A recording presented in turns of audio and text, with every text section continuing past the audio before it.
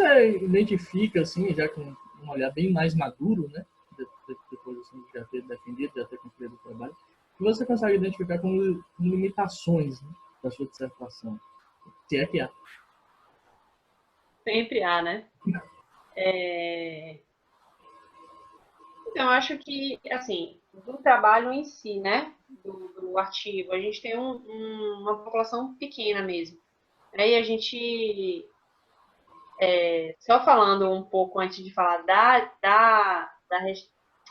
das limitações do projeto, né?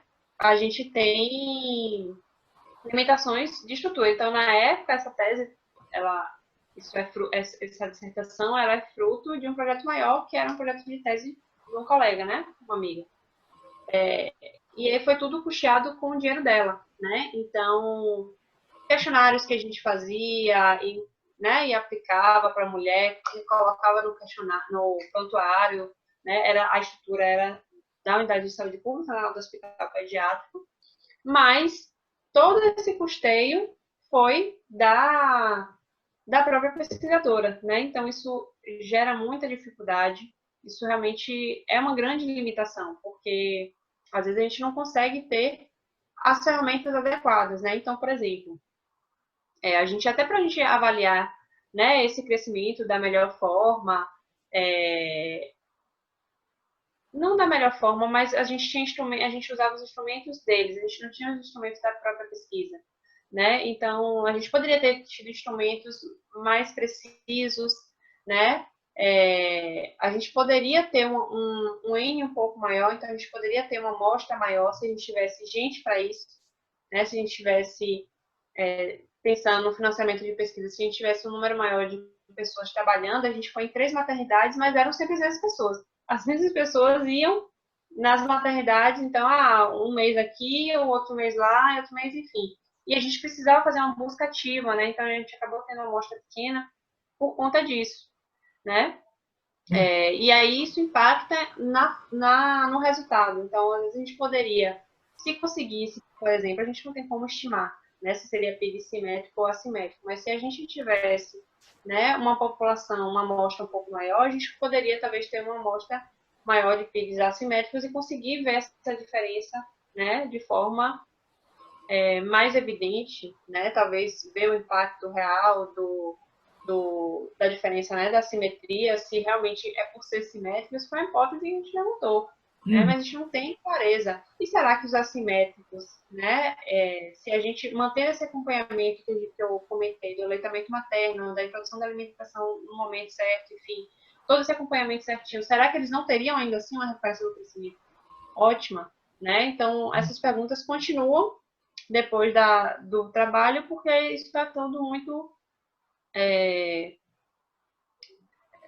enfim, está tudo muito incerto, né? Porque, na verdade, a gente sempre tem, toda pesquisa tem limitações, né? A gente sempre vai num foco e não avalia outro, né? Esse aleitamento, né? A gente acabava dando esse apoio, mas a gente não tem clareza se esse aleitamento ele era realmente, né, exclusivo até o sexto mês, ou se teve introdução de fórmula. Isso a gente não se ateve tanto porque a gente estava focado nas outras, não foi só o crescimento que foi avaliado, né? Tiveram outras variáveis, mas acabou que a gente, enfim, a gente tem que focar às vezes, né? E aí a gente tinha outro foco, a gente, enquanto nutricionista, avaliava a alimentação, mas a gente não sabe se alguma dessas mulheres, né, enfim, deram fórmula em algum momento, a gente não avaliava nesse sentido, né, na busca. Por exemplo, no projeto que eu estou hoje, isso é algo que a gente faz, né, e é diferente mesmo, porque você não pergunta uma vez só, você não pergunta só de uma mesma forma, a gente pergunta de várias formas em vários momentos da consulta, porque a compreensão, às vezes não é nem de má fé, não, que a mulher quer mentir, nada disso, não. É porque a compreensão, né, do que é, de que leite materno, né, às vezes quando ela fala, você tem uma ideia, quando ela fala mamou, não necessariamente mamou no peito, às vezes mamou na mamadeira. Então, a compreensão delas é muito diferente, né, a gente percebe como, às vezes você perguntar, você deu só leite? Dei só leite materno. Pronto. Aí, às vezes, no final da consulta, 2 horas depois, né? Porque esse projeto agora é um pouco mais longo, as consultas. Sim. 2 horas depois, aí ela comenta alguma coisa, não, porque quando eu dei fórmula, aí a gente, mas você nunca tinha dado fórmula. Não, ela tem sim. Ah, mas você não tá aumentando? Não, ela tá, eu tô aumentando, mas até forma. Mas quantas vezes? Todo dia. E aí a gente fica, como assim, né? A gente perguntou, enfim, então assim, é diferente quando você investiga para identificar, né? Sim. Enfim, essas são algumas. Fora toda a parte operacional mesmo, né? Assim, talvez se a gente fizesse acompanhamento prolongado, né, por mais de um ano, ou talvez se a gente tivesse um acompanhamento mais próximo, em vez de ser uma vez por mês, de ser a cada 15 dias, talvez a gente tivesse um resultado diferente, né? Enfim, então as hipóteses são diversas para a gente pensar em o que são, né, enfim, limitações. A gente poderia ter avaliado diversas questões que poderiam impactar, né? Se a gente comparasse talvez o estado, o nível socioeconômico diferente, né? A gente talvez tivesse um resultado diferente, enfim. Uhum. Aí sim, são várias variáveis, né, que a gente pode estar aí inserindo, né? E aí já É, então, já encaminhando para a nossa última pergunta, novamente agradecendo imensamente a sua disponibilidade, a sua paciência para falar da pesquisa. O que você imagina como assim, se é que você chegou a pensar sobre isso, enfim, não sei, mas é uma questão que me ocorreu, como sendo um universo amostral ideal, né? Já que 55 foi tão pouco, qual seria um número assim, tipo, minimamente interessante, sabe? Tipo, minimamente interessante no sentido de conseguir alcançar resultados mais satisfatórios, sabe? Né? Sem desqualificar sua pesquisa, claro. Você entendeu, né? Seriam uhum. 300, 500 crianças, 1000 crianças, 1000 mães, enfim, como que número era esse? E já, para você responder as duas conjuntamente, agora, no seu doutorado, nessa grande pesquisa já que você está envolvida, o que é que você está produzindo, o que é que você está pesquisando, né? E se você já puder falar, quais são assim, seus maiores interesses já na escrita da tese que está chegando aí da gente. Então, na verdade, a gente não fez cálculo amostral, né? Normalmente a gente faz cálculo amostral quando quer uma amostra representativa da população. Então, se eu fizesse uma amostra, né, como foi realizado na Bahia, eu queria uma amostra representativa da Bahia, eu teria que fazer um cálculo com base na população, né, no número, no percentual de PIB da Bahia, e enfim, então isso aí dentro da população de nascidos vivos, isso seria é um cálculo até de certa forma complexo, né? Hum, Mas pensando em estudo epidemiológico, né, a gente prefere ter uma maior população, porque quanto mais pessoas a gente tem, quanto mais indivíduos, né, maior a chance de aparecer o que a gente quer. Então, como eu falei, a gente, no universo de 55, né, lactentes, veja que foram 55 no total, a gente dividiu em dois grupos, então ficou uma média de 20 e poucos para cada, né, 27, 28, para cada grupo. Né? Então, assim, não foi nem 30. Imagina que quanto maior, quando a gente não sabe, né? Então, quanto maior a quantidade de crianças que a gente conseguisse captar, maior a chance de a gente achar uma diversidade, por exemplo, de pigs, né? Porque a gente não foi catando, tipo, um pig, uma ig, né? A gente ia coletando, desculpe, a gente foi fazendo assim mesmo, né? A gente foi, toda vez que nascia uma ig, a gente tentava puxar um pig, né? A gente ia no pós-parto mesmo. E sim. a ideia era justamente para ter mais ou menos o mesmo número, né? Para ser comparável. Mas é isso. Nesse caldo, né? Quanto maior esse caldo, maior a chance da gente achar essa diversidade aí para os pigs. Né? Então, o que a gente acabou não encontrando, e a gente atribui realmente à amostra que foi um pouco menor do que a gente gostaria. Né? Uhum. Aqui no Brasil, a gente consegue amostras, né, de 100, 200, 300 mulheres, que são amostras boas, mulheres pensando que foram captadas na gestação, né? A gente pode Sim. pensar aqui nas crianças. Mas isso, na verdade, é muito variável, né? Eu acho que vamos supor que a gente tivesse o dobro das crianças que a gente tem hoje. A gente já teria uma amostra mais robusta, né? A gente já conseguiria ter, talvez, mais clareza. Então, na verdade, isso depende muito, né, da população. Mas, assim, eu acho que para nossa amostra, o ideal seria realmente, para nossa o nosso objetivo ideal seria realmente ter uma amostra maior para a gente conseguir enxergar nessa diferença, se a gente conseguiria ver PID simétrico, assimétrico, né? E, enfim, investigar mais a fundo essas questões. Entendi.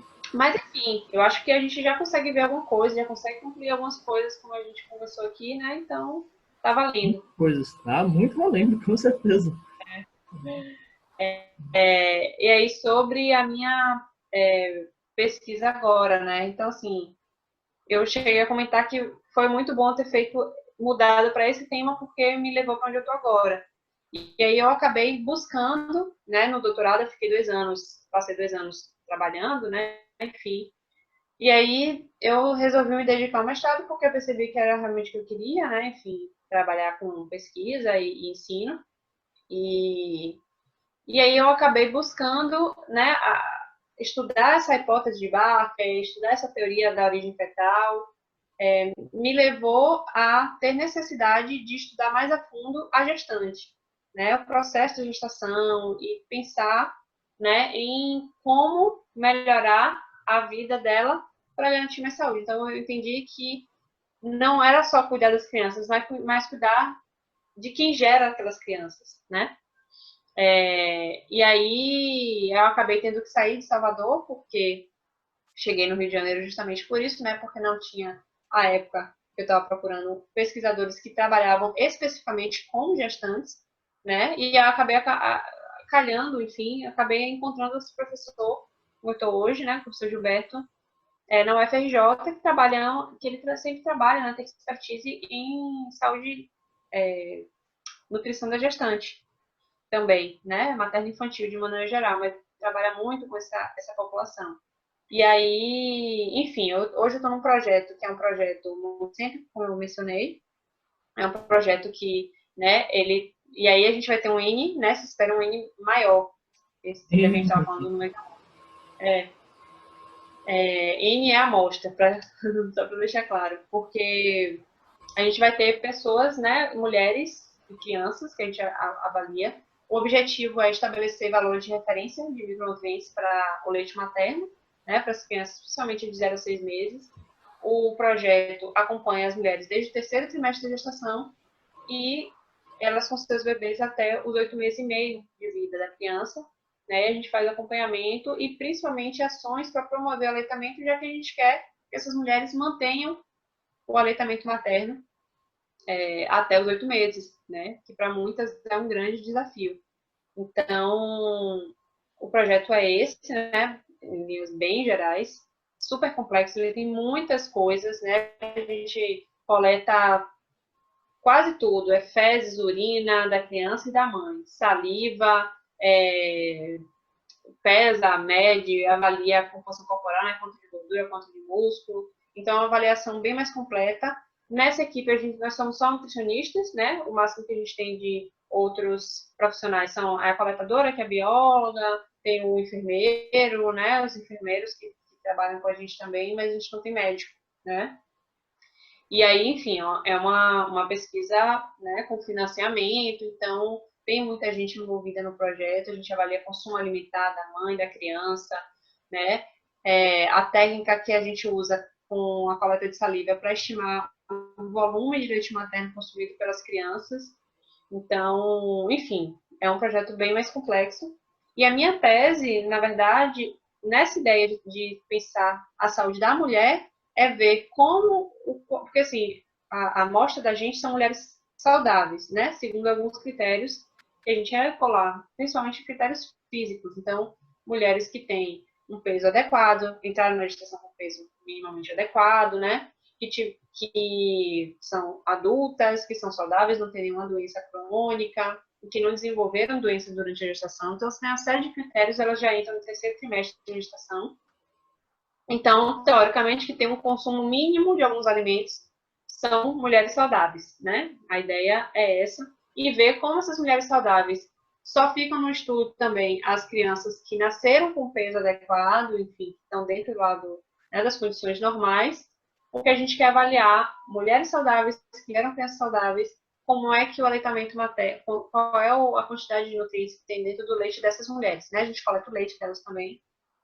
e aí ver mais ou menos quantos nutrientes, né, de cada nutriente tem lá no leite materno e que promove o crescimento da criança, né?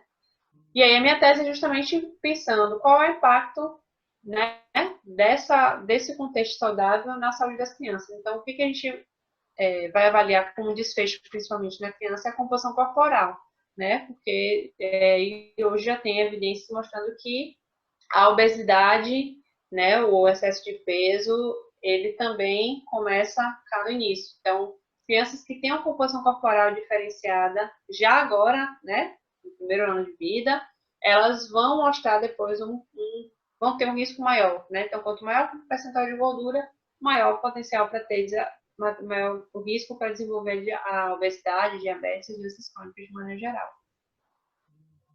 Acho que é isso. Entendi. Não, maravilha. Esse é interessante porque, enfim, a Alessandra, enfim, nós somos amigos, né? Então, enfim, a gente eventualmente está sempre conversando sobre as pesquisas dos outros, então, um do outro. E aí, toda vez que a gente vem conversar sobre a pesquisa dela, eu acho que eu estou entendendo, ela sempre vem com alguma coisa a mais que elas estão coletando. Eu falo, gente, esse negócio é realmente muito grande e foge à minha compreensão, sabe? Então, chegou um determinado momento que eu fixei, eu falei, não, o estudo dela é sobre isso e todo o resto são coisas a mais que vão chegando, né? Mas, Lissandra, agradeço demais, demais mesmo a sua participação. Essa sua pesquisa de mestrado foi muito interessante. Então, assim, eu não sou da área, né, como você sabe, mas eu tentei ler o seu trabalho da melhor maneira possível, com o máximo de compreensão que eu consegui, né? Então, achei assim, super interessante. Talvez ainda mais interessante pelo nível de complexidade vai ser o seu trabalho de tese, e desde logo você está convidada para pós-defesa vir aqui dar uma outra entrevista para a gente, né? Eu acho que com certeza o pessoal vai gostar. Beleza? Então, faça suas considerações finais aí e a gente encerra essa maravilhosa entrevista que para mim foi muito, muito boa. Então, vou agradecer novamente o convite, né? Eu acho que destacar de novo também a relevância desse tipo de contato, né? De trazer, assim, para além da academia é fantástico, porque eu acho que a gente enquanto pessoas da academia, né, que estamos inseridos em pesquisas, a gente precisa se aproximar mais da população, precisa estar mais acessível né, mostrar mais resultados para todo mundo, para as pessoas terem noção, porque eu fico vendo que até familiares às vezes não têm nem noção, né, do que eu faço dentro da academia, né? Então, assim, não tem noção do que é, e aí às vezes acontece alguma coisa e a pessoa, nossa, você faz isso, e, enfim, às vezes a gente já faz há anos, há muito tempo, já tá, né, escolado completamente, e às vezes a pessoa não sabe, porque, enfim, já tem essa coisa de academia, academia, né? Então, parece sempre uma coisa muito distante. Então, acho que essa iniciativa de tentar aproximar ela é bem importante, né? Então, assim, também por isso agradeço. E aí, eu só queria deixar a mensagem final, né, da importância, né? Acho que tem duas coisas que eu sempre acho que são importantes para quem trabalha, né, com essa população, para quem vai ter filho, enfim, que é a questão do registro do peso no cartão, né? Isso é tão importante, né? Assim, isso faz toda a diferença na avaliação, isso faz toda a diferença quando a gente olha para a criança, quando a gente vai tranquilizar a mãe, né? Já cansei no consultório na época de particular de chegar a mãe chorando porque o filho não estava crescendo como devia, sabe? Então tem tantas coisas que influenciam, que levam a um crescimento adequado ou não, né? Ao estado nutricional de uma maneira geral. Então, criança que não cresce direito, mas está pulando o tempo todo. Então, assim, o que é desnutrição, sabe? Então, para a gente olhar com mais atenção, ter esse cuidado de deixar claro para a mãe, de não culpar a mãe, né? São três coisas. Não culpar a mãe, porque uma das coisas que eu me preocupo muito ao pensar que fatores maternos alteram condições de saúde da mãe, da criança, é pensar que, de alguma forma, podem culpar a mãe, porque, seu filho está gordo, é por sua culpa, porque você estava gorda quando estava grávida, e às vezes não é tão simples assim, sabe? Então, assim, a gente compreender isso não é para a gente apontar o dedo para ninguém, né? É justamente para a gente compreender os mecanismos e tentar minimizar. A gente não pode mudar e não vai adiantar nada ficar culpando ninguém. O que a gente pode tentar é, bom, na gestação foi assim, o bebê nasceu desse jeito, vamos agora fazer de tudo para garantir que ele tenha as condições ideais para minimizar esses efeitos, esses riscos. Então, acho que isso é importante. E a última coisa é o aleitamento materno, que é, assim, né, a menina dos meus olhos. Eu amo falar sobre isso, eu adoro propagar essa ideia do quanto o aleitamento é importante, né? Eu vejo na prática, eu não sou mãe, mas, assim, eu trabalho com crianças e dentro desse projeto, né, a gente trabalha com aleitamento, promovendo o aleitamento, a gente coleta leite, a gente vê a diferença de cor, de consistência do leite materno quando a criança está doente, né? Porque ele mudou a composição para favorecer a saúde daquela criança. Então, assim, é muito lindo, né? É muito lindo ver o vínculo que a mãe cria com o bebê. Então, assim, é realmente algo que é uma prática que eu acredito muito, embora eu reconheça a dificuldade, né? E reconheço também que às vezes é do jeito da mulher escolher não amamentar, né? Mas que seja uma escolha baseada no esclarecimento, né? Na noção mesmo, não somente levada pela mídia, né? Principalmente, ou pela desinformação. Então, assim, acho que deixaria essas três mensagens para quem é da área, né? E para quem gosta de pesquisa, é difícil, mas vale a pena, né, Dorico? Então, é isso. Acho que obrigada mais uma vez. Show de bola. É isso, gente. Obrigado, tá? Obrigado por assistirem mais este vídeo e vamos que vamos. Novamente, sempre convidado, escreveu algum artigo, tá pensando em alguma pesquisa, quiser vir aqui comentar com a gente, o canal tá aberto, tá bom? Tá ótimo. Obrigadão. Obrigado, Pedro. Sucesso. Tchau, tchau.